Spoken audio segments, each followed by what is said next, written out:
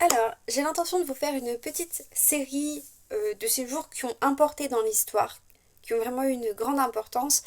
Et aujourd'hui, je vais vous faire la prise des Tuileries, donc pour le 10 août 1792. Alors, dans cette première vidéo, je vais vous faire un contexte avant le 10 août pour pouvoir remettre les choses en place. Je pense que c'est assez important. Donc le 21 juin 1791, il y a la fuite du roi à Varennes qui entraîne un mécontentement et une méfiance importante envers le roi. Le 17 juillet 1791, il y a même une pétition pour demander la République.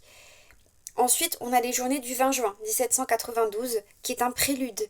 Pour l'anniversaire du serment du jeu de paume, les Girondins organisent une manifestation populaire pour demander le retrait du veto du roi. Les fédérés de tous les pays ont été réunis pour le 14 juillet, comme prévu par l'article 3 du décret du 8 juin 1792. Ils sont invités à rester à Paris après le 14 juillet pour faire pression sur le roi. Ils sont assez importants justement pour cette prise des Tuileries, donc retenez ça. Robespierre et Marat, donc Marat dans l'Ami du peuple, contribuent à préparer l'insurrection, mais ils n'y participeront pas le 10 août.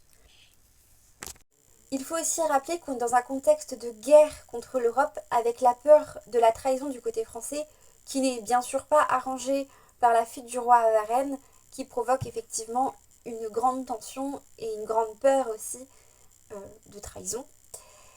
Ce qui n'est pas non plus arrangé avec le 25 juillet et le manifeste de Brunswick qui est un pamphlet qui promet de réduire Paris en cendres si le roi est mis en danger.